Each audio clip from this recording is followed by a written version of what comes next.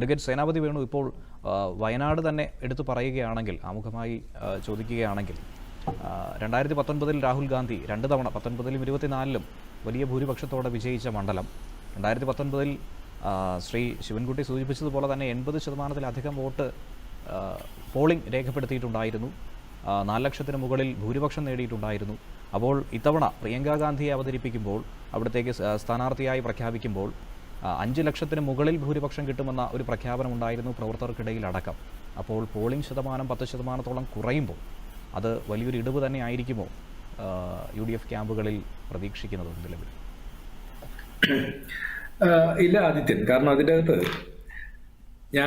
ഇപ്പോൾ ഞങ്ങളുടെ പാർട്ടി സർക്കിളുകളിൽ എനിക്ക് ബന്ധപ്പെടാവുന്ന ഈ ചർച്ചയ്ക്ക് മുമ്പ് തന്നെ ആളുകളുമായിട്ട്, കാരണം പോളിംഗ് പലയിടത്തും കഴിഞ്ഞിട്ടില്ല, വിളിച്ചു ചോദിച്ച് അതിലൊക്കെ എനിക്ക് മനസ്സിലാക്കാൻ കഴിയുന്നത് UDF കേന്ദ്രങ്ങളിൽ അല്ലെങ്കിൽ UDFന് വോട്ട് ചെയ്യുന്ന ആളുകളെ പരമാവധി പോളിംഗ് ബൂത്തിൽ എത്തിച്ചിട്ടുണ്ട് എന്നുള്ളതാണ്.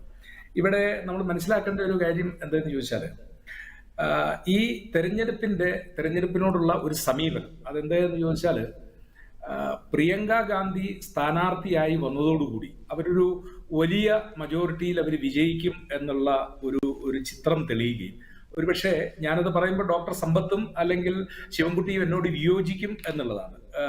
രാഷ്ട്രീയ എതിരാളികളായിട്ട് അവര് തെരഞ്ഞെടുപ്പ് രംഗത്ത് അവർക്ക് വോട്ട് ചെയ്യേണ്ട ആളുകളാണ് വോട്ടിങ്ങിൽ നിന്ന് പിന്മാറിയിട്ടുള്ളത് എന്നാണ് ഞങ്ങൾ മനസ്സിലാക്കുന്നത്. കാരണം UDFനും കോൺഗ്രസിനും ചെയ്യാവുന്ന പരമാവധി തെരഞ്ഞെടുപ്പ് പ്രവർത്തനങ്ങൾ നടത്തിയിട്ടുണ്ട്, അതിനുള്ള വോട്ടുകൾ ഞങ്ങളുടേത് വന്നിട്ടുണ്ട് എന്നുള്ളതാണ് ഇപ്പോഴും ഞങ്ങളുടെ നേതാക്കന്മാരും പ്രവർത്തകരും ഒക്കെ അറിയിക്കുന്ന ഒരു കാര്യം. പിന്നെ 10% വോട്ടിങ്ങിന്റെ കുറവ്, ഞാൻ അതിന് ഒരു ഉദാഹരണം, ഞാനിപ്പോൾ ഇടുക്കിയിൽ നിന്നാണ് സംസാരിക്കുന്നത്. ഞങ്ങളുടെ 2019 തെരഞ്ഞെടുപ്പിൽ പാർലമെന്റ് മണ്ഡലത്തിൽ ഡീൻ കുര്യാക്കോസിന്റെ വിജയം 1,71,000 വോട്ടിന്റെ ഭൂരിപക്ഷത്തിലായിരുന്നു. കഴിഞ്ഞ തെരഞ്ഞെടുപ്പിൽ അദ്ദേഹം വിജയിക്കുന്ന 1,36,602 വോട്ടിന് എന്ന് പറഞ്ഞാൽ ഏതാണ്ട് 40,000 വോട്ടിന്റെ കുറവ് വന്നു. അപ്പോൾ 10% പോളിംഗ് 2019 24 വന്നപ്പോൾ ഉണ്ടായി. പക്ഷെ മൊത്തം ചെയ്ത് വോട്ടുകളുടെ എണ്ണം എന്ന് പറഞ്ഞാൽ 80,000 വോട്ടിന്റെ കുറവ് വന്നു. 80,000 വോട്ടിന്റെ കുറവ് വന്നപ്പോഴും ഞങ്ങൾ 1,71,000-ൽ നിന്ന് 1,32,000-ലേക്ക് ഒരു കംഫർട്ടബിൾ ഭൂരിപക്ഷത്തിൽ ഞങ്ങൾ പിടിച്ചു നിന്നു എന്നുള്ളത്. അപ്പൊ അതിന്റെ അർത്ഥം എന്താ? ഈ 80,000 വോട്ട് ചെയ്യാതെ വന്നത് ഞങ്ങളുടെ വോട്ടല്ല. ഞങ്ങളുടെ വോട്ടാണ് ചെയ്യാതെ വന്നതെങ്കിൽ ഞങ്ങളുടെ 1,71,000-ന്റെ ഭൂരിപക്ഷം 1,32,000-ൽ നിൽക്കത്തില്ല.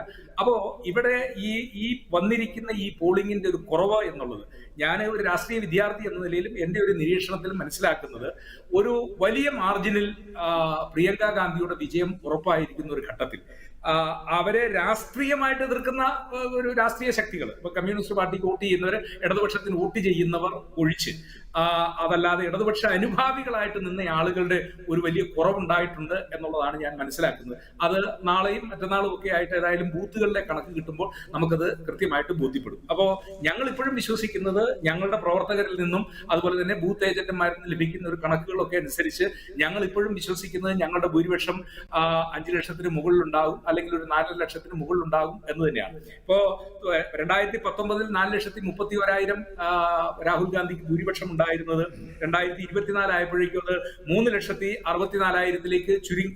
അതിൽ തന്നെ വ്യത്യാസം ഉണ്ടായത് നമ്മൾ കണ്ടതാണ്. അപ്പം ഒരു ഉപതെരഞ്ഞെടുപ്പ് സ്വാഭാവികമായും ആളുകൾക്ക് ഈ തെരഞ്ഞെടുപ്പുകളോടുണ്ടായ ഒരു വിരക്തി എന്നൊക്കെ പറയുന്നത് അത് സ്വാഭാവികമായിട്ടുള്ള കാര്യമാണ്. പക്ഷെ എങ്കിലും നമ്മൾ മനസ്സിലാക്കേണ്ടത്, ഒരു പാർലമെന്റ് തെരഞ്ഞെടുപ്പിൽ അതിന്റെ ഈ വോട്ടിങ്ങിന്റെ അവസാനത്തെ കണക്ക് വന്നിട്ടില്ല. കാരണം വയനാട് പോലെയുള്ള പ്രദേശങ്ങളിൽ പല ഉൾനാടുകളിലുള്ള ബൂത്തുകൾ, എന്താ പറഞ്ഞ ഈ ഗ്രാമങ്ങളിലെ ബൂത്തുകൾ, അവിടുത്തെയൊക്കെ കൃത്യമായ കണക്കുകൾ കിട്ടുമ്പോൾ ഞാൻ മനസ്സിലാക്കുന്നത് ഇനി ഒരു 2-3% വർധനവ് ഉണ്ടാകും. അതുകൊണ്ട് വലിയൊരു ഇടിവ്, ഇനിയിപ്പോ ഏത് ഇടിവ് ഉണ്ടായി കഴിഞ്ഞാലും ഞങ്ങൾ ഒരു 4 ലക്ഷം 5 ലക്ഷം വോട്ടിന്റെ ഭൂരിപക്ഷത്തിൽ പ്രിയങ്ക ഗാന്ധി വിജയിക്കുമെന്നുള്ള ഒരു ഉറപ്പായ വിശ്വാസമാണ് ഞങ്ങൾക്കുള്ളത്. അതാണ് വയനാടിനെ സംബന്ധിച്ച്. ഇനി ചേലക്കരയെ സംബന്ധിച്ച് ഞാൻ ഏതാണ്ട് ഒരാഴ്ചയിലധികം ചേലക്കരയിൽ ഈ തെരഞ്ഞെടുപ്പ് പ്രവർത്തനത്തിന്റെ അതിന് ഭാഗഭാക്കായി അവിടെ ചേലക്കരയിൽ ഉണ്ടായിരുന്ന ഒരാളാണ്. അപ്പൊ ചേലക്കരയിൽ ഇപ്പൊ നമ്മൾ മനസ്സിലാക്കുന്ന 73% എത്തിയിരിക്കുന്നു. അത് എണ്ണി അവസാനത്തെ കണക്ക് വരുമ്പോഴത്തേക്ക് ഒരു 76-77% വരും എന്ന് മനസ്സിലാക്കുന്നത്. ആദ്യം നമ്മൾ മനസ്സിലാക്കേണ്ട ഒരു കാര്യം, ഈ കോവിഡിന് ശേഷം ഉണ്ടായിരിക്കുന്ന ഒരു വലിയ മരണസംഖ്യ നമ്മൾ ആരും ശ്രദ്ധിക്കപ്പെടാതെ പോകുന്നതായിരുന്നു. ഒരുപാട് ആളുകൾ, അത് ചെറുപ്പക്കാര്, മധ്യവയസ്കര്, ഒരുപാട് ആളുകൾ. കാരണം ഞങ്ങൾ ഈ ഫീൽഡിലൊക്കെ പോകുമ്പോൾ വോട്ടർ പട്ടികയിൽ പേരുണ്ട്. ചോദിക്കുമ്പോൾ കോവിഡിന് ശേഷം ഹൃദയസ്തംഭനം മൂലം മരിച്ചയാൾ, അല്ലെങ്കിൽ മറ്റു കാരണം കുഴഞ്ഞു വീണ് മരിച്ചയാൾ, ഈ ആളുകളുടെ ഒന്നും വോട്ടർ പട്ടികയിൽ നിന്ന് പേര് നീക്കം ചെയ്യപ്പെട്ടിട്ടില്ല എന്നുള്ളത്. ഏത് ബൂത്ത്, ഏത് വാർഡിൽ നമ്മൾ പരിശോധിച്ചു കഴിഞ്ഞാലും മരണപ്പെട്ടു പോയ ഒരു 100 ആളുകളുടെയെങ്കിലും പേര് ഇപ്പോഴും വോട്ടർ പട്ടികയിൽ നിൽക്കുന്നു.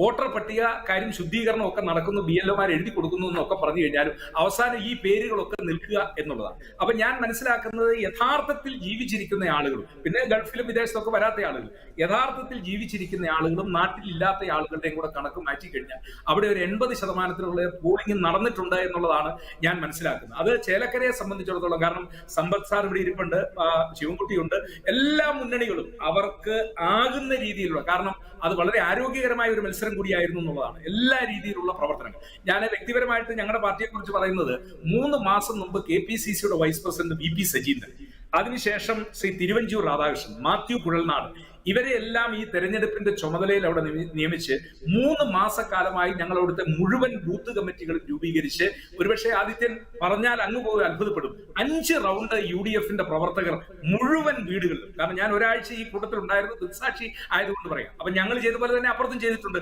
അപ്പൊ അതുകൊണ്ട് ചേലക്കരയിൽ ഞാൻ മനസ്സിലാക്കുന്നത് അവിടുത്തെ പരമാവധി വോട്ടർമാരും വന്നിട്ടുണ്ട്. പക്ഷെ മരിച്ചുപോയവര്, നാട്ടിലില്ലാത്തവര്, അവരെല്ലാം വോട്ടർ പട്ടികയിൽ ഇപ്പോഴും നിലനിൽക്കുകയാണ്. അതുകൊണ്ടാണ് ഈ ശതമാനത്തിന്റെ കണക്ക് അതിപ്പോഴും കൂടുതലായിട്ട്, ഈ കുറവായിട്ട് നമുക്ക് തോന്നുന്നത്. കഴിഞ്ഞ പ്രാവശ്യമുള്ള ആ ശതമാനം തന്നെ എത്തിയിട്ടുണ്ടാകും. കാരണം അതിനുശേഷം മരണപ്പെട്ടിട്ടുള്ള ആളുകൾ അവരൊന്നും ഈ എന്താ പറയുക വോട്ടർ പട്ടികയിൽ നിന്ന് നീക്കം ചെയ്യപ്പെട്ടിട്ടില്ല എന്നുള്ള ഒരു വലിയ കുറവ് നിൽക്കുകയാണ്. അപ്പം അവിടെയും ഞങ്ങൾ പ്രതീക്ഷിക്കുന്നത്, കാരണം ചേലക്കര നിയോജക മണ്ഡലം 1965 രൂപം കൊണ്ടതിന് ശേഷം 8 പ്രാവശ്യം ഇടതുപക്ഷം ജയിച്ചു. പക്ഷെ ഞങ്ങൾ 6 പ്രാവശ്യം ജയിച്ചിട്ടുള്ളതാണ്. പക്ഷെ 96-ന് ശേഷം ഞങ്ങൾക്ക് ജയിക്കാനായിട്ട് കഴിഞ്ഞിട്ടില്ല.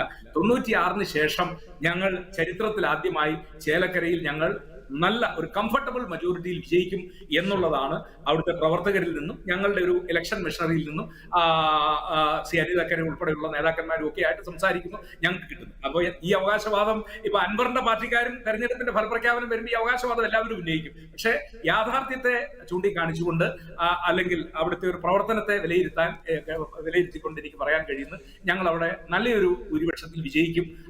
28 വർഷത്തിന് ശേഷം ഞങ്ങളുടെ ഒരു തിരിച്ചുവരവായിരിക്കും ചേലക്കരയിൽ എന്നാണ് എനിക്ക് 1ാം ഫേസിൽ അതിനെക്കുറിച്ച് സൂചിപ്പിക്കാനുള്ളത്.